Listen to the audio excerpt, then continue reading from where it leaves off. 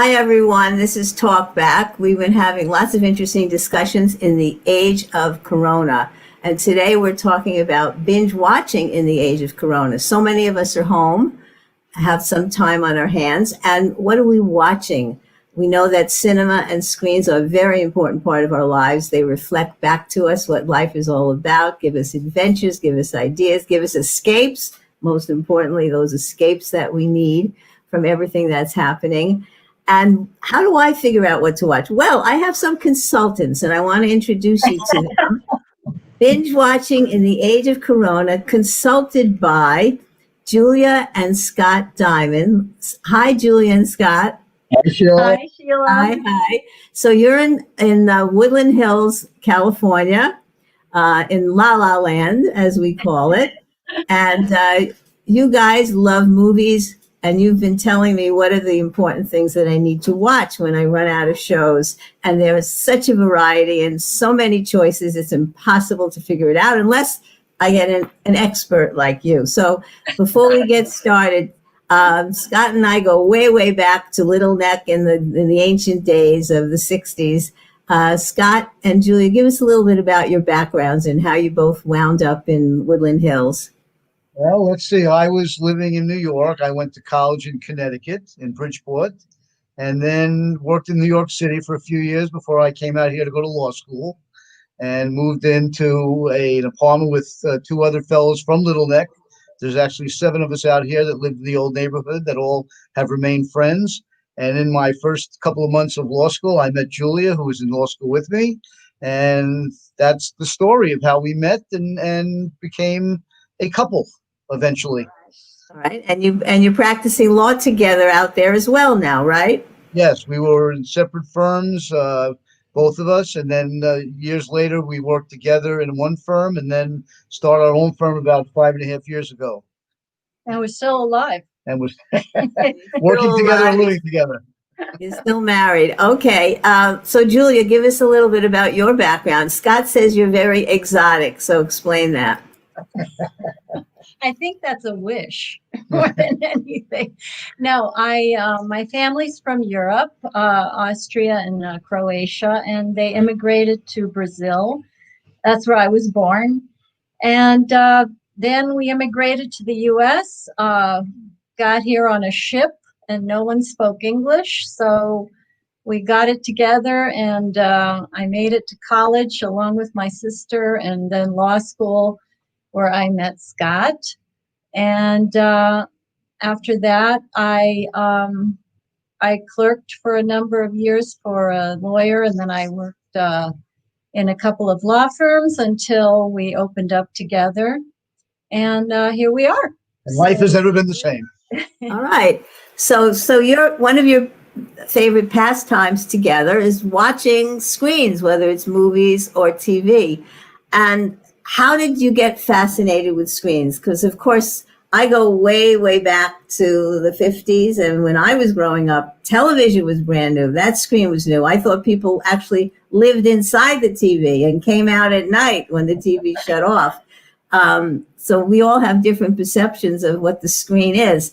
What was your first relationship with the screen, whether it was TV or movies, Scott and then Julia? Well, I think when you live in New York, and Julia didn't have this experience, but when you live in New York, I think you do a lot of hibernating when you're younger. You know, when the winters come, you stay in. When the ball games are on at range, you're in. And what do you watch? We watched a lot of $1 million movies, and they were on, 5 days a week or 6 days a week, the same movie running over and over again. And I got to be pretty familiar with a lot of those movies, and I started to like watching, theater. And my parents, as particularly my dad, who was not necessarily a sophisticated person, loved theater. So he liked live stuff. So I liked that as well. But movies and shows were something we did on a regular basis at night. When my dad would come home, we'd all sit in one bed together and watch TV, all the different shows on Sunday night and during the week as well. And that got me into watching the movies and the shows. What was the first movie that your parents took you to in the theaters? Mine was The Wizard of Oz, and it scared me. I was frightened. I don't remember how old I was, very young. What was your first movie-going experience in the theaters? The first movie I saw in the theater was when my mother was having Eric in 1960, and my uncle and aunt took me to see The Magnificent Seven in the Uh-huh. theater in November of 1960 when it just had come out, and it still is my favorite Western. There you go. All right, Julia, your turn. How did you get introduced to the screens, and what was your first movie going experience in the theater? Wow. I think when I was a kid, I think I was probably 7 or 8. My mom took my best friend and I, Eleanor, to what's called the Cinerama Dome. It was a huge, huge theater in the middle of Hollywood, and I believe we saw the Julie Andrews movie. Oh my gosh, Sound the Music. Sound of Music. Sound of Sorry. Music, yeah. Yeah, and that was my first introduction, and we didn't watch as much TV, I don't think, because we were outside more, and the weather's nice in California, and I think I started watching way more TV when I met Scott. So, but it's been good because we've explored a lot of different TV shows and movies and theater, and we really enjoy it. We come So home now, from a long yeah. day. Come home from a long day of work. With in the legal profession, both of us, and sometimes we just want to be on the couch, veg out, not think about anything, and watch and escape, like you said. Yeah, it makes sense. So I want to explore the we part because I have friends, a couple, and when we talk about movies and critique them, the two of them are always we like, and it's not an individual type of thing. Are you guys on the we like, or are there some things that Scott likes and Julia doesn't like, and vice versa? I think we're pretty much on the same page, which is kind of interesting. Um, we enjoy a lot of the same things, and I don't find myself running to another room to watch television. We always watch together. Yeah, I think the only difference we have is I think Julia likes the period pieces in movies sometimes that I find, not as interesting. But you know, I'd say that's the only. I think I've brought you over. Yeah, a little bit, but I'm not a big period piece person. But All right. So the other question that I had before we get to your recommendations and things, the other question that I had is going to the act, like you said, Scott, your dad, Sid, who I knew very well, he danced with me at my wedding. Your dad, we still have the photographs of that. Um, you like the theater and live stuff. How about Right. sitting in the theater, in the cinema? Growing up in New York City, the theaters were always crowded, but it was like a communal experience. And I have to say, as a short person, I always felt that I could never ever see the entire screen because there were always people in front of me. And when I moved to Connecticut and went to theaters that were barely full or almost half empty, and I could see the whole screen, I was disappointed. There wasn't that communal atmosphere, that crowded feeling of other people watching at the same time. What do you guys think about that? Or is it just as good to lay back in bed and watch on the screen? Well, I always like going to the movies because it's an outing, and then you can eat your food and do whatever you want to do. But nowadays with the new theaters, you can basically lay back like you're in your bedroom. But I like going to the theater, and I like having the people around me, and I like the big screen, and it's still different than watching it on TV. Yeah, Right. I agree. I like the reaction of the audience. I I think the most recent experience was when we went to see Once Upon a Time in Hollywood, Yeah. and Uh-huh. I really was sitting on the edge of my chair because clearly I grew up in Hollywood and went through that whole period of the Manson clan, etc. And I was very tense the whole time. And I thought, oh, we're going to get to the end of this. It's going to be so awful. And the end, as we all know, turned out very differently. And I was completely shocked when the audience roared with laughter. And I just sat there mute because I thought, wow, this is a serious thing. And I'm not dealing with this the way they are. So It's interesting when you're, with an entire group and you see the reactions. Right. But that was a great twist on what you feared might happen. I saw that Right. movie and loved it for that reason. It was just great. The atmospherics of that movie, how they showed what LA was like, Oh was yeah. perfect. And Yeah. just the music, the atmosphere was terrific. Yeah. Yeah. It All was a right. terrifying So time. what? It was a terrifying time. Right, right. But a good ending. Yeah. Interesting ending. Okay, so now here we are. Um, we've got your, Roku TV. We don't even know what that means in my house. Roku, Shmoku, and you got Netflix and Hulu and Right. Amazon Prime. And how do you decide? Oh, not to mention HBO, Showtime, you name it, right? How do you decide what to watch? How do you make your priorities and what do you like? And right now, what's going on? Well, we have Roku Stick, which is something we were introduced to recently. So we are able to get television in the kitchen. See, we can't live without television. We have it everywhere. But basically, a lot of the things we watch, we get by word of mouth or just exploration because we have Hulu, we have Amazon Prime, we have Netflix, we have Apple TV. We've got everything, and we sort of look through and look for certain types of things because Right. we're interested in crime, we're interested in British television, we're interested in comedy. So We like documentaries, yes, so so we can learn a few things here and there. yeah, we Yeah. search on our own. We do some, and we do some mining with our friends. What are you watching? Right. Just like yeah. So does the size of the TV screen make a difference? When we were growing up, first we had a 5 inch, then a 9 inch. I'm obviously dating myself, and then a 12 inch, and finally, a 25 inch. That was a big screen. That's nothing now. So Right. does it matter what size screen you're watching? Well, we've always had, for almost all of our marriage, one TV that we've watched. We don't have a TV. We've never had one in the bedroom. We have one in the den. That's our 55-inch TV. We've had that for a long time now. And finally, we put a small screen into the kitchen. We redid the kitchen and we put a small TV in there that's probably like a 12 or 18 inch, I think. And, I obviously like watching on the big screen, particularly movies or ball games, but we could not watch Hamilton on the old TV when it came out on Disney. So we had to watch it on the small TV. We brought it down to the den, and I thought it was just just as good. Didn't bother me at all watching it on the small screen. Yeah, interesting. Interesting. All right, so let's go. If I want a comedy and I want a series, something that is great that's going on now, what should I be watching? Well, I mean, right now we're still waiting for other shows to start again.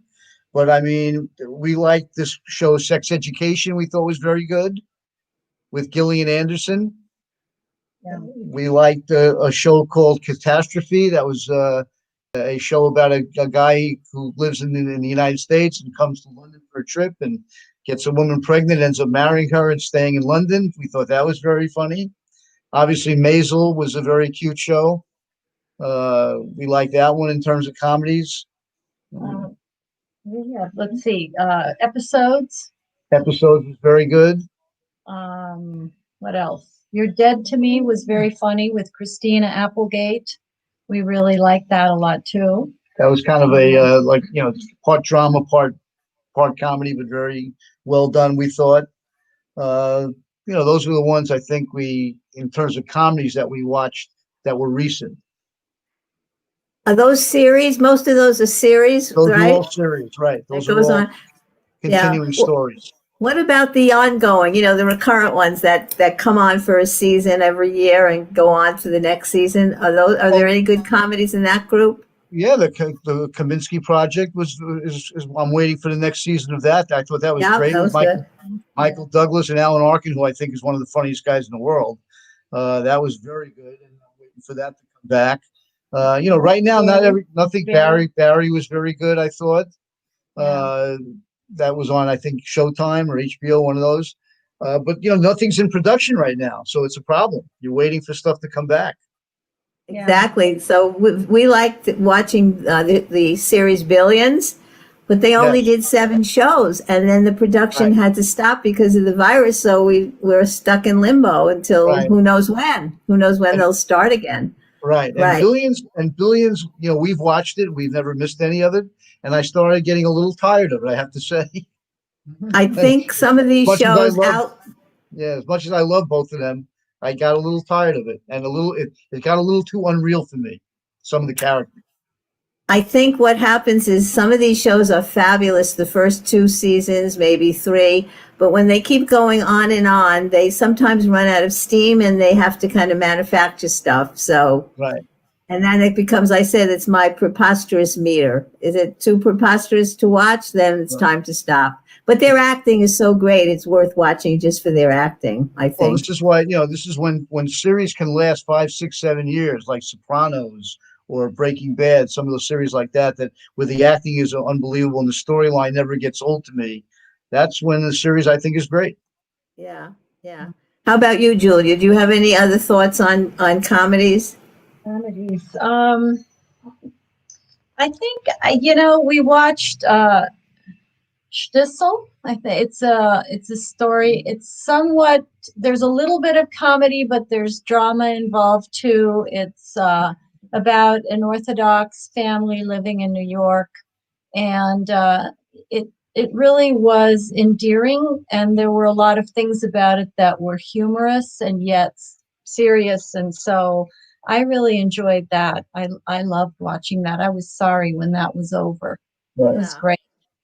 It was Stishel, right? Shtisel, Yeah. Shtisel, yeah. Yeah, Shtisel, I think. yeah. Right. Shtisel. Was that an HBO project? That Uh, was, I think, a Netflix. Netflix? Yeah. yeah, Yeah. yeah, All yeah. right. That Okay. was How wonderful. how about Grace and Frankie? Did you guys like that show? No, I've never seen that one, and everyone keeps telling me to watch it, and I have not. And I want to. Okay. It's on my list of things to do. It's fun. It's fun. Yeah. It's like a Comiskey for the girls Right. type of thing, you know. Right. And that's a good one. All right. How about when we get to the drama category? What are the binge worthy shows on the drama side? Well, Mm, depends how far back you want to go. I mean, obviously, for me, I could sit a whole weekend and watch every Breaking Bad or every Sopranos over and over again. But we've got to look at our list. I'll tell you, there's if you want to binge a very interesting show, there's a show called Fauda, Fauda. That's about the Israeli. It's about the Israeli Defense Forces and their interactions with certain Palestinian groups. And it's like I think 4 seasons, and it's fantastic. The acting Excellent. is excellent. Yeah. It's filmed in Israel. It's subtitles and action packed, lots of violence, though, for those who don't like violence, and a lot of backstories, which makes things much more interesting and more depth when you get to know something about the characters, and very, very well done and Right. well filmed. Right. Yeah, Another I one heard that, about that. I yeah, heard about that it got it got very good reviews. And Israel was the forerunner of Homeland. Homeland was right, based on an Israeli show that started out there. right. And Yeah. Yeah. Homeland would be another one that you can binge Another watch. great, But great show. but getting back to the Israeli shows, another show that was very good, which was a short series, was the one about the Unorthodox. unorthodox. Unorthodox, yes. Right. I saw that one. Yes. That was excellent. Excellent. And of course, if you want to, binge again, dramas. I mean, The Americans, fabulous show, I thought, with Kerry Russell and Matthew Rise. They were. That's about two uh, Russian agents that come to live in America. Excellent show. I think it ran for 7 seasons. Yeah, we saw that. Yeah. And finally, obviously, The Fall is an excellent show if you want to binge about a serial rapist and the hunt for him. And that's also with Gillian Anderson. And I never really knew much about her from the X-Files, but she is really good in this show. And what's interesting is that, she's one of the main characters in Sex Education, which is that show deals with every issue, all kinds of things. I mean, there's comedy to it, there's drama, and her character as a psychologist in that show and a mother is so different from her character in The Fall, where she plays a detective, very serious. And I was really impressed, that she switched gears like that. And I thought both shows were made better by her acting. Right. And then Julia turned me on to a book she read that became an HBO show called My Brilliant Friend, which was really, really well done. Yeah. And still ongoing. It's actually 4 books by Elena Ferrante. She's an Italian writer, I believe, from Naples. And the books are set in Naples. And the first book was the subject of the first series, My Brilliant Friend. And Scott and I just loved it. It was beautiful. It was a story of 2 young girls from childhood through adulthood, and the interplay and interactions of their relationship, and along with the rest of the small town in which they live. And it's just beautifully done, and we really love that one. So And we're not mentioning what outlets these are on, and some of them you can watch them on demand and your regular cable. Others you have to have a Netflix or a Hulu. What is this one on? My Brilliant Friend was on HBO, I'm pretty sure. Okay. It is on demand. You can find that on demand, and it was 2 seasons, I think, of 8 hours each, 8 shows each. It was really well done. The scenery is great. The acting was phenomenal. It's also, subtitles, but it was great. Excellent. Yeah. Sorry, we don't have networks. What? We don't have all the networks handy. We're just, we watch and then we move on to something else. But well, people can find it. But as I said today, you really, to have an experience, you need to get some of those networks and those streaming services, and everybody seems to be getting them. And I have to put one plug in. I got to put one plug in for a show I really liked, which was Broadchurch. Broadchurch, which was Broadchurch. Broadchurch. It's a drama about a killing in a small, I think, a Scottish town, and the 2 detectives that come to try to solve the murder. Very interesting, in 2 seasons. Wow! As soon as you said it, it sounded like British or something like that. Right? Yeah. Why do you think that the British are so good at crime and at comedy? A lot of the crime shows are good in Britain. Yeah, I don't know why.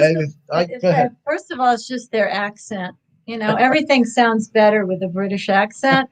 Although Scott and I sometimes have to turn on the subtitles because we can't catch everything.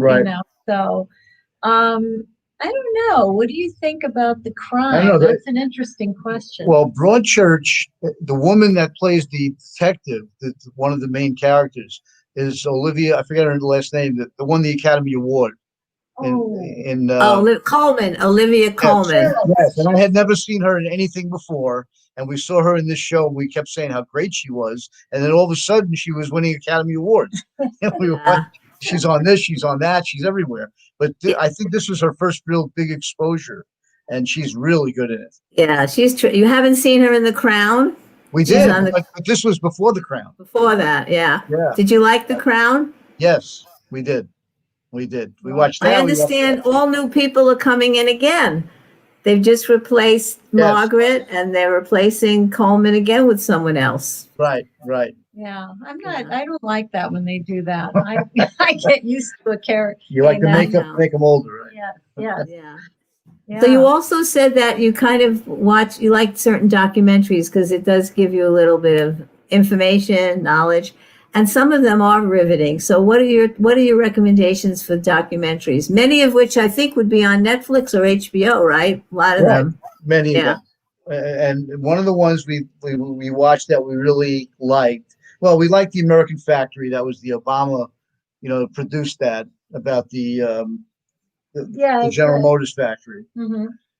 Well, and yeah, I mean, there were two productions by Obama's company. One was the American Factory. The other one was we just sort of stumbled on Crip Camp, That was really good. Yeah, which is the story of disabled children in the late 70s who go to a camp in upstate New York. in the Catskills. Yeah, and they have actual, black and white footage from that time, and they show how the kids just felt so free being out of the city and being themselves along with other disabled children.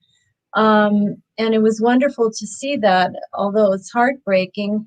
But the best part of it was that a number of them actually were spearheaded the development of the American Disabilities Act.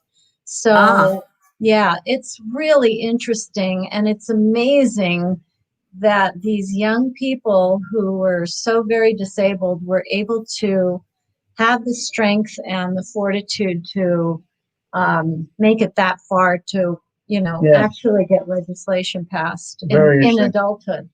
Very terrific. I'm doing a show tomorrow with a Dr. Stuart Ditchek, Ditchek, who is a pediatrician and is the head of a program called Kids of Courage, where they take disabled kids and kids with some end stage disease on trips and adventures, and to see how courageous they act in the light of their serious illnesses is just fantastic. So I'm sure that documentary kind of put a spotlight on that type of kid too. Oh yeah. Amazing what they were able to accomplish up there, and and they're right outside of Monticello, so it's areas that we're familiar with. And watching the show, and you see these kids and the counselors and how they all bond together, and then in the end, a lot of them go off and do some pretty impressive things with their lives. Wow. I didn't realize Obama had a production company that he was doing those things. What is the factory one, the General Motors one? What's the thesis on that one? That, by the way, the Obama company is called Higher Ground Productions, but the American Factory is about a General Motors factory that was purchased by a Chinese billionaire, and he decided to use it to make glass for cars. Right. And it was an experiment. He brought a lot of Chinese over to work with the Americans that had been working there, just to try to see if they could keep the factory going in this town so that people would be able to work. And the problem was that the sort of mindset and work ethic between the Chinese and the American workers was so different that they had a lot of conflict trying to work together. We have a lot of laws protecting workers in this country that the Chinese do not have. They did not understand any of that. They were surprised that people took breaks and had lunch and went home at 5 o'clock and things like that. Yeah. So it was really an interesting. The cultural differences really were made clear. But I wanted to get to you some topics that I wanted to discuss in terms of some of these documentaries. Yeah. So in terms of going back to the Catskills, there was another documentary called The Four Seasons Lodge. That was about a group. Did you see that one? No, but I'd love to. Yeah, it's about a bunch of Holocaust survivors, older people, obviously, that bought a bungalow colony up in the Catskills, and they would all come every year to get together, and it showed the whole thing as it was getting towards the end of them all being there. It was a very interesting and very poignant documentary about these people. So that was a good one on the Catskill theme.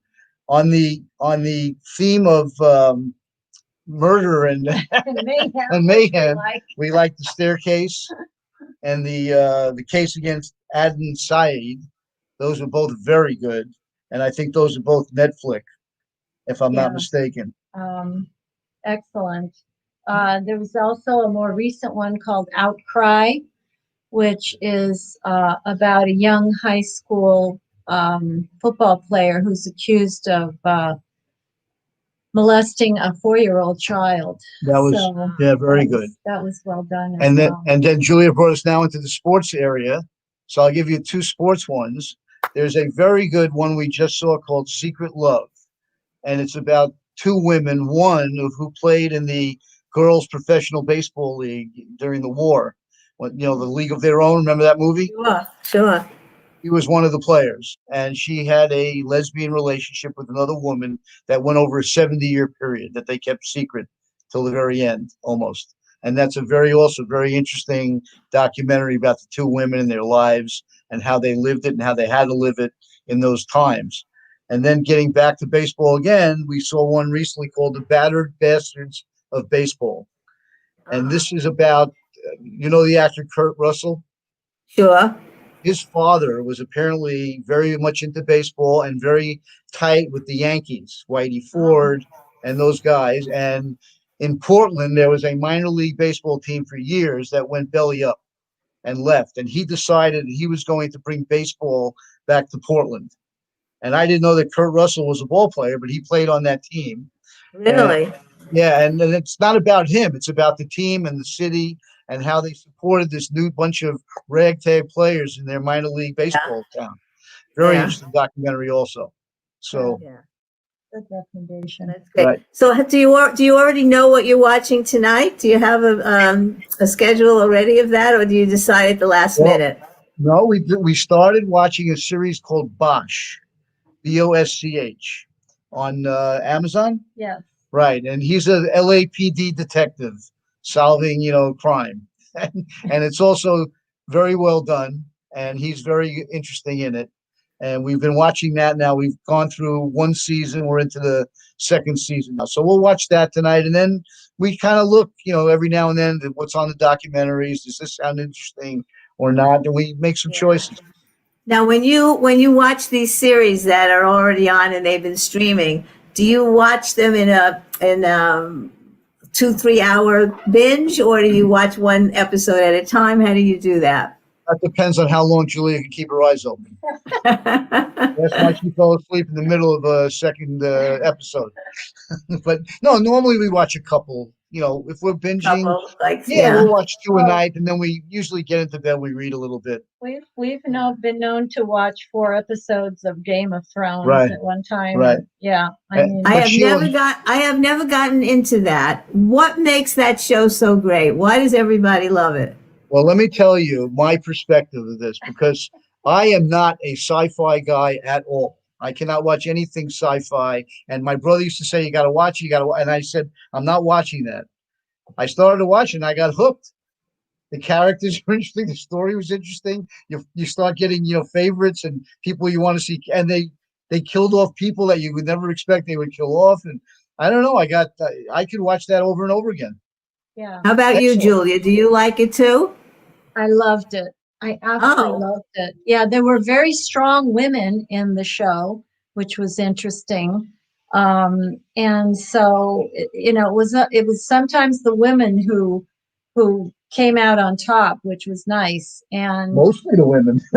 yeah. So that was that was really great. But the costuming and the sets and everything that was the cinematography, it was really spectacular. Maybe I'll give it a try. I think I got put off by the costumes, by the sci-fi aspect of it. Who really cares about whatever time period they were doing it, whatever. But maybe I'll give it a chance. Yeah. That's how I felt that way. There's no way I'm going to like this, and I fell in love with it. It was great.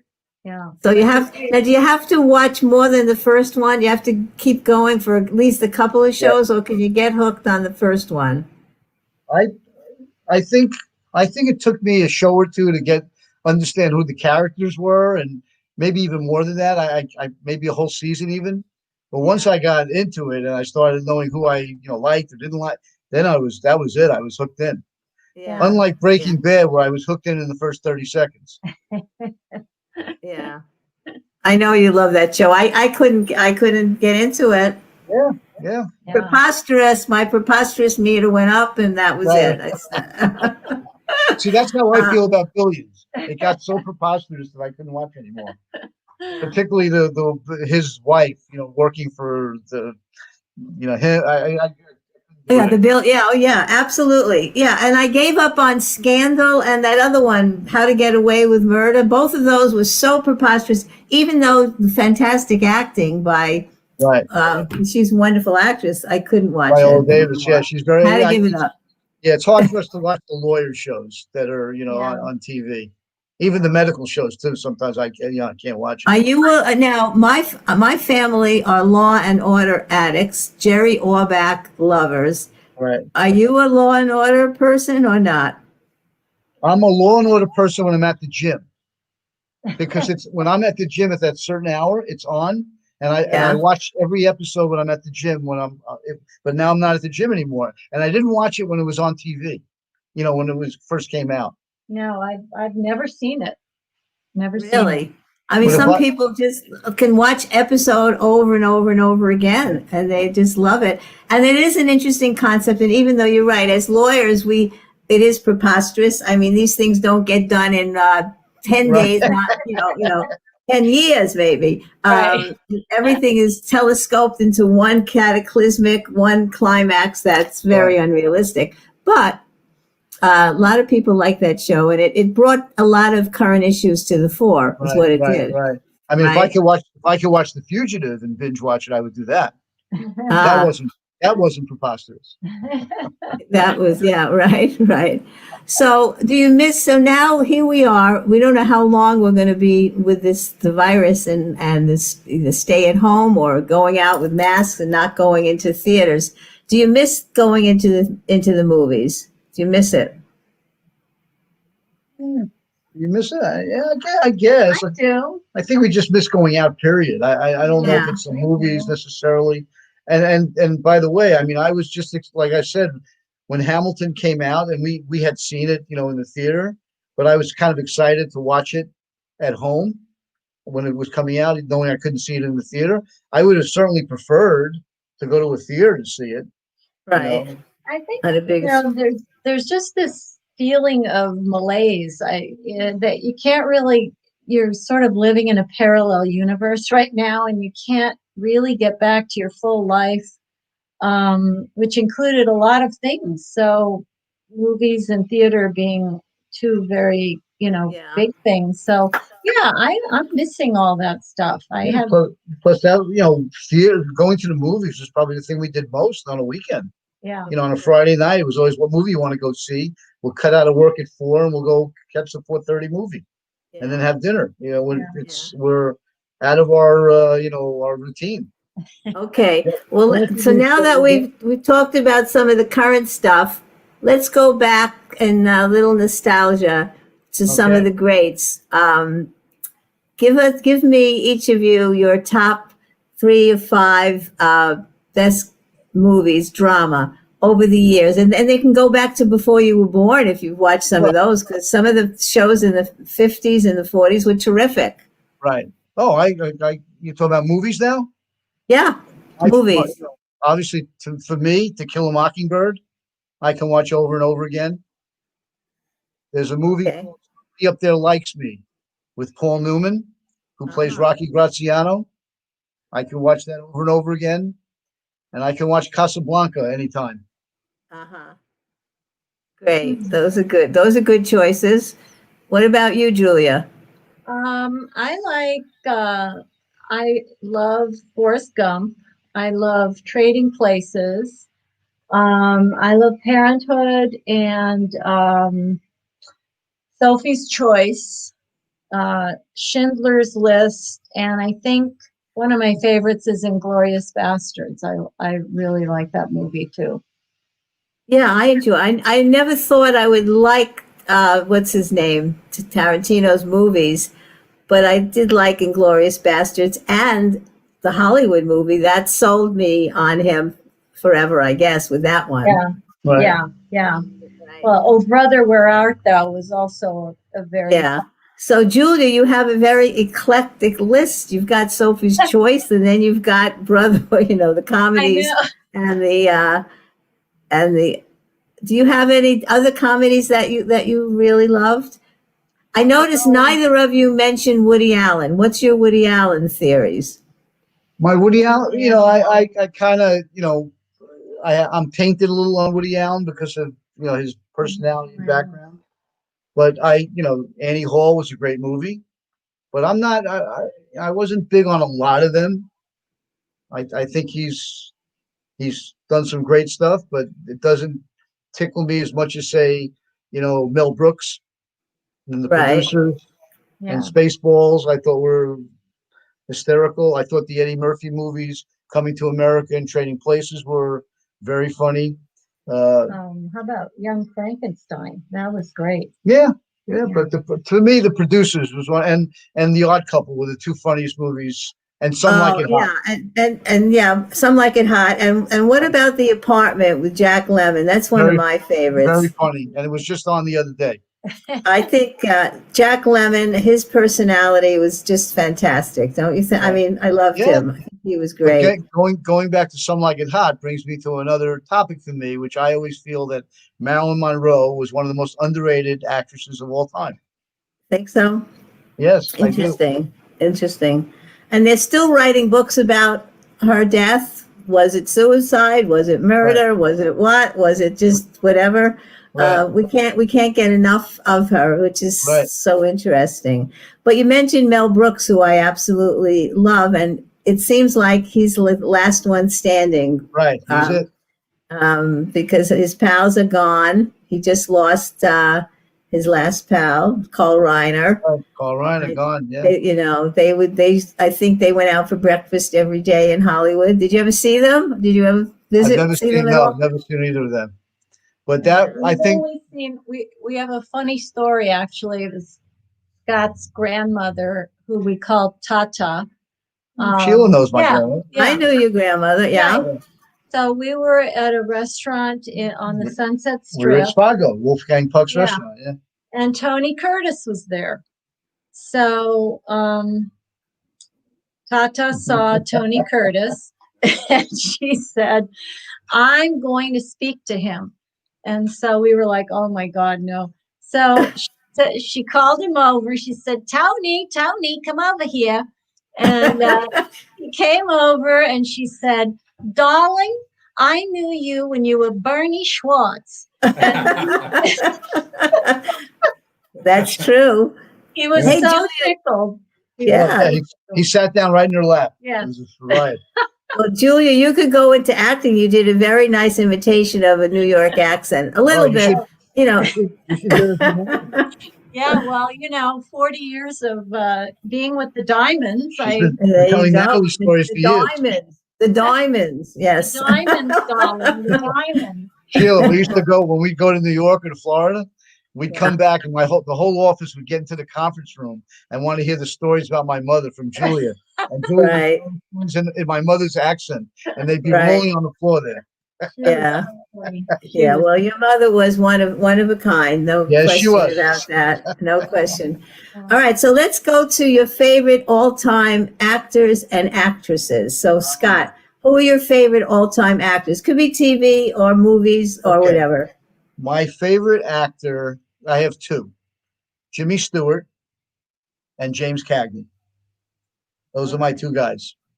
I love So what are the movies that you see them in? There's a million different movies that I loved, including, Mr. Smith Goes to Washington, which is one of my all-time favorites. He was in Rear Window. He was in Que Sera Sera, what's it called?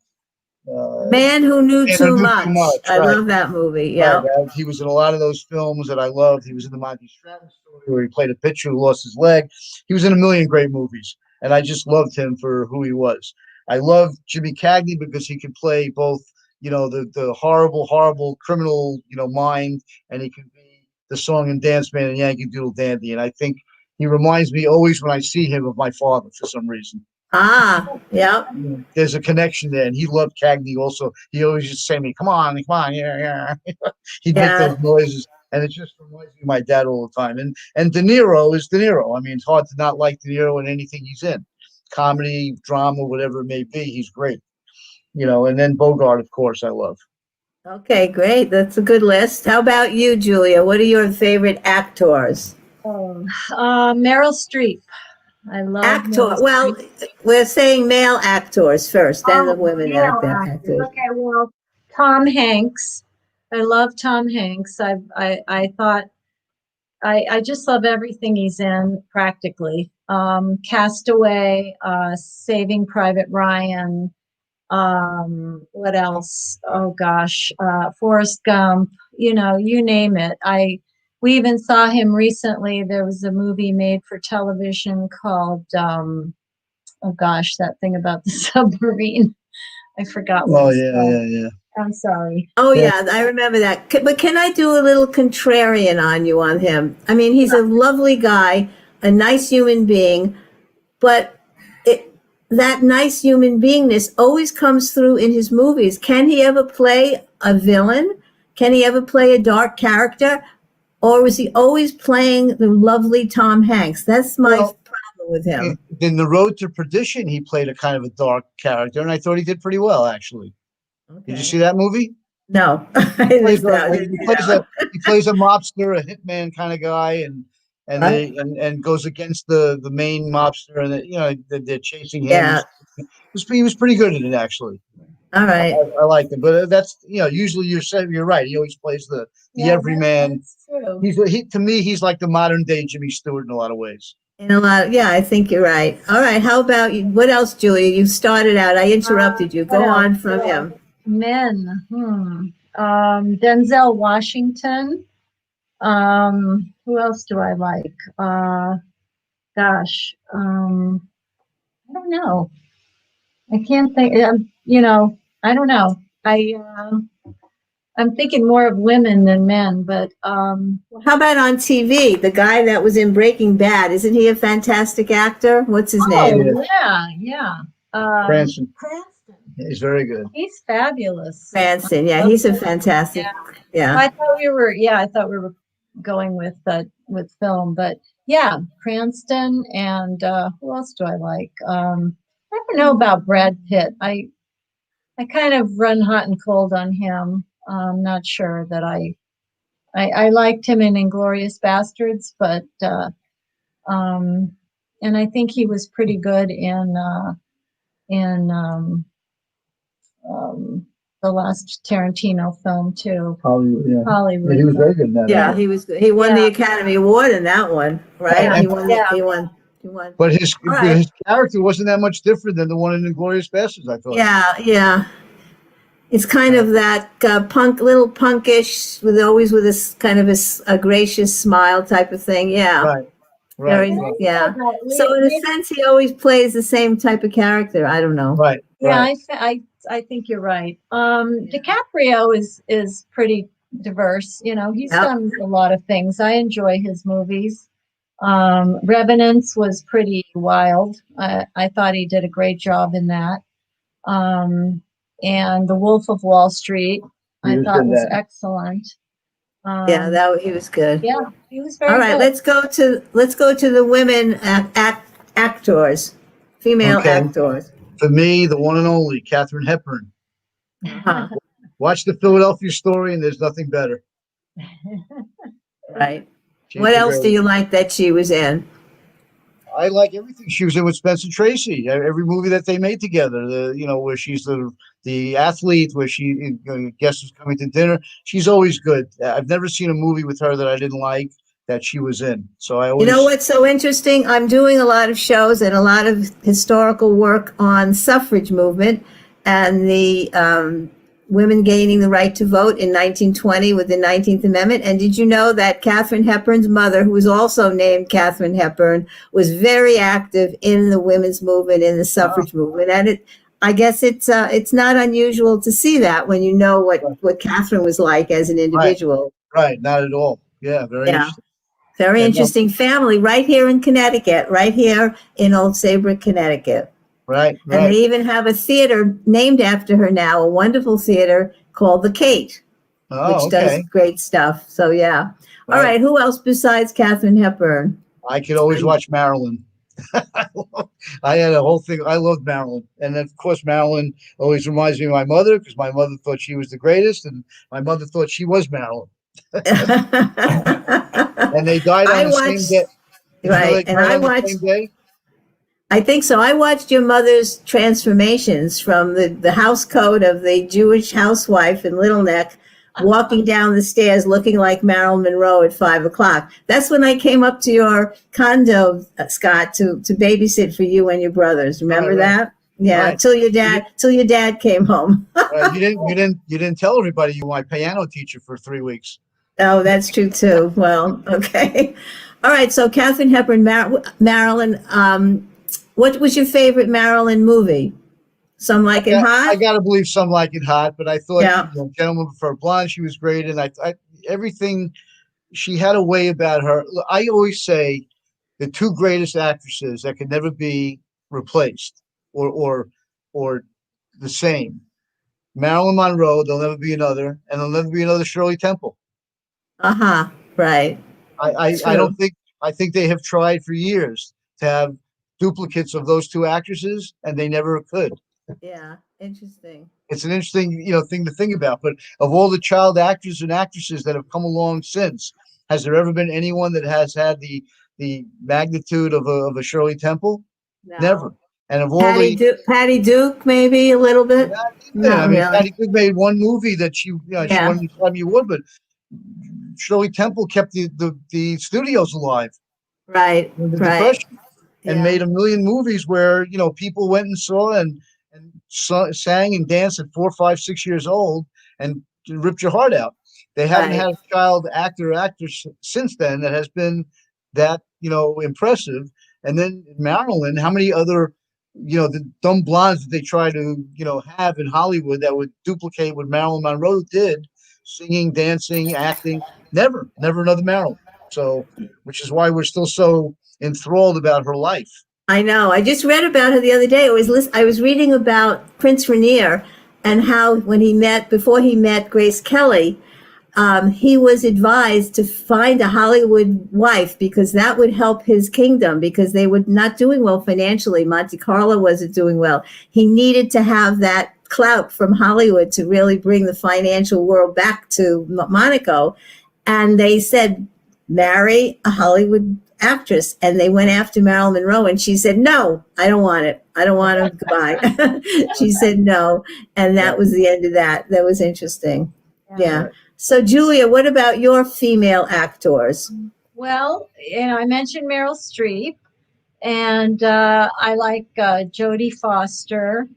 I like Helen Mirren. I think she's really amazing, and in that category, Judi Dench.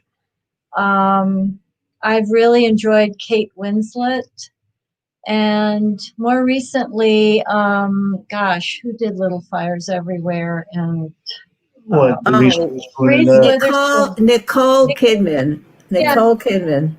And Reese Witherspoon. I've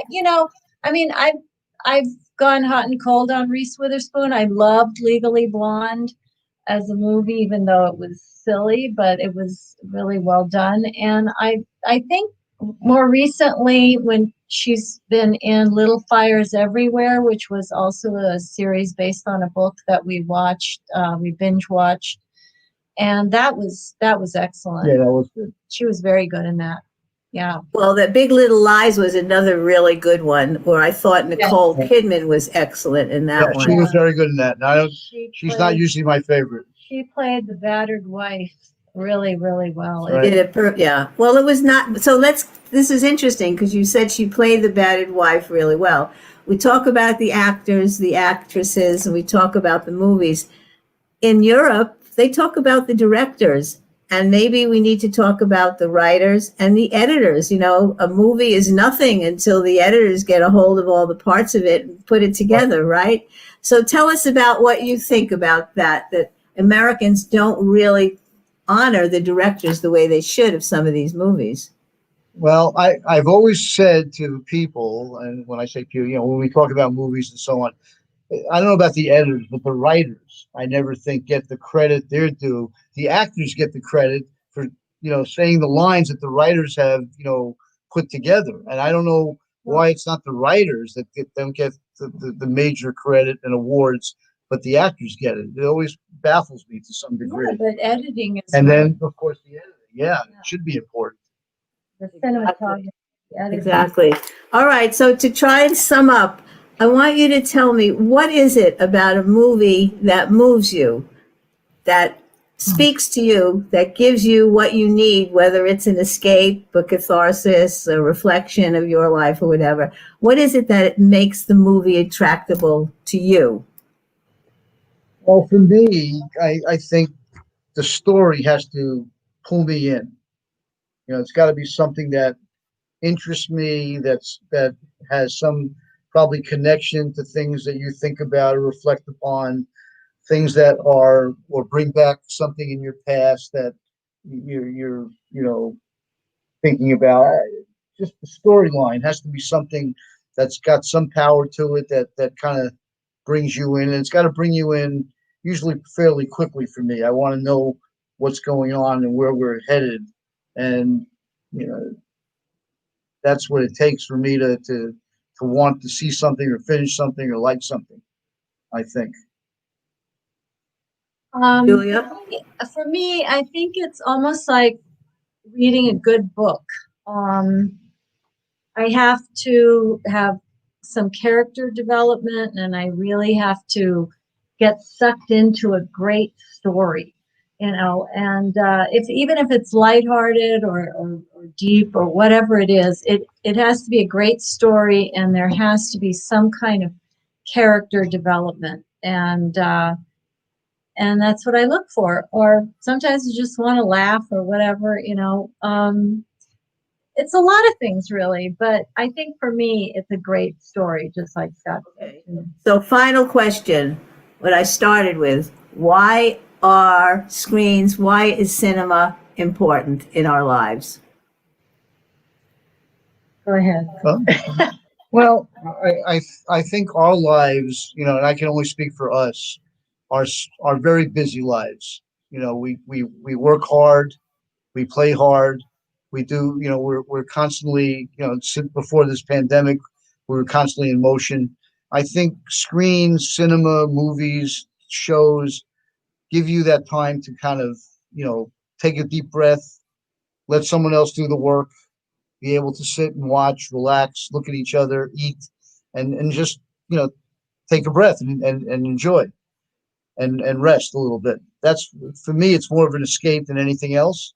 And it's easy to escape into a good story or a good movie, a good show, and relax. And that's what it does for me. Ditto. All right. I'm into that. Your final thoughts now. Final thoughts, Julia. My final thought. Okay. Well, I guess I agree with Scott. I want to be entertained. I want to feel emotion. I want to